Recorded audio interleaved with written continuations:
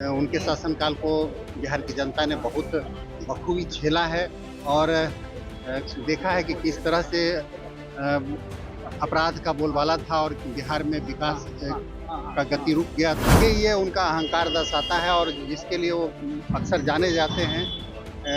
दमनकारी और जिस तरह के विचार का वो पोषक है, बिहार की जनता वो बर्दाश्त नहीं करेगी और आने वाले दिनों में पुनः एक बार नीतीश कुमार जी की सरकार बनेगी। बिहार के जो विपक्ष के नेता हैं, उनको इस बात के लिए भारत सरकार को धन्यवाद देना चाहिए कि उनके ही विपक्ष के साथी दूसरे स्टेट के साथी इसे बिहार का बजट कर रहे हैं। तो विपक्ष के पास भी कोई चेहरा नहीं है, तो विपक्ष लगातार प्रयास कर रहा है कि हम इशारा करके बुलाएं, अपनी तरफ बुलाएं उनको, लेकिन वो समझते हैं कि अगर बिहार का विकास करना है तो हमको एनडीए को इंटैक्ट रखना होगा। नमस्कार, आप देख रहे हैं NBC 24 और मैं हूं आपके साथ इंद्रजीत कुमार। बिहार में विधानसभा का चुनाव है और ऐसे में देखिए राजद सुप्रीमो लालू प्रसाद यादव ने यह कह दिया कि बीजेपी को जो है वह बिहार में एंट्री नहीं होने देंगे, एनडीए को एंट्री नहीं होने देंगे और तेजस्वी यादव को मुख्यमंत्री बनाएंगे। देखिए इन सभी सवालों पर केंद्रीय मंत्री राजभूषण निषाद ने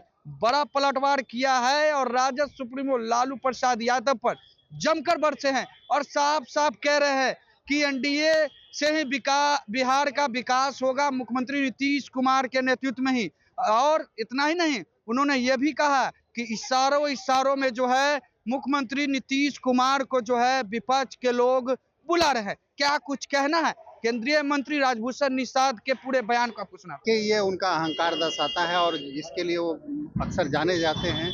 दमनकारी और जिस तरह के विचार का वो पोषक है, बिहार की जनता वो बर्दाश्त नहीं करेगी और आने वाले दिनों में पुनः एक बार नीतीश कुमार जी की सरकार बनेगी और बिहार में सुशासन का राज्य कायम होगा। केंद्रीय बजट को तेजस्वी यादव को मुख्यमंत्री बनाने की बात कर रहे हैं लालू यादव। देखिए ये एक सपना देखने जैसा है और ये बिहार की जनता कभी नहीं होने देगी। इसलिए नहीं होने देगी कि उनके शासनकाल को बिहार की जनता ने बहुत बखूबी झेला है और देखा है कि किस तरह से अपराध का बोलबाला था और बिहार में विकास का गति रुक गया था। और जब से सुशासन की सरकार बनी है, आदरणीय नीतीश कुमार जी की सरकार बनी है, तब से लगातार बिहार में विकास हो रहा है। चाहे आप किसी भी क्षेत्र की बात कर लें, चाहे वो कानून व्यवस्था की बात हो, चाहे आप रोड की बात हो, स्वास्थ्य क्षेत्र में बात हो, हर क्षेत्र में लगातार बिहार विकास किया है और बिहार की जनता को विकास पसंद है, विनाश पसंद नहीं। केंद्रीय बजट को लेकर केंद्रीय मंत्री के साथ साथ बीजेपी के मंत्रियों की सभी कह सकते हैं स्टेट में सभी जिले में लगाई गई है ड्यूटी। क्या लग रहा है चुनावी वर्ष में कितना फायदा होगा अगर लोगों के बीच जाए, प्रेस कॉन्फ्रेंस करे?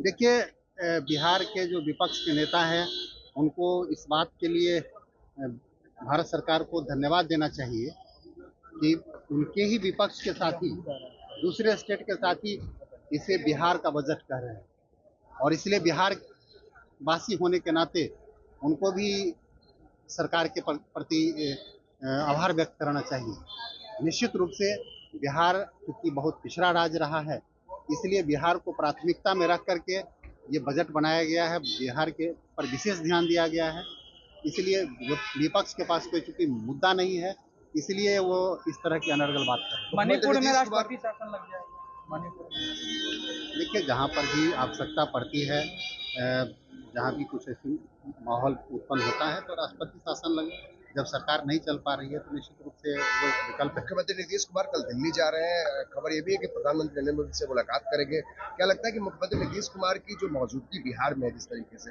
विपक्ष का भी घबराहट पे रहती है, आदित्य ठाकरे जिस तरह इशारा कर रहे हैं, क्या लगता है कि नीतीश कुमार बेहद जरूरी है बिहार के लिए, एनडीए के लिए? निश्चित रूप से बिहार के विकास के लिए उन्होंने जिस तरह का काम किया है, लगातार इतनी बार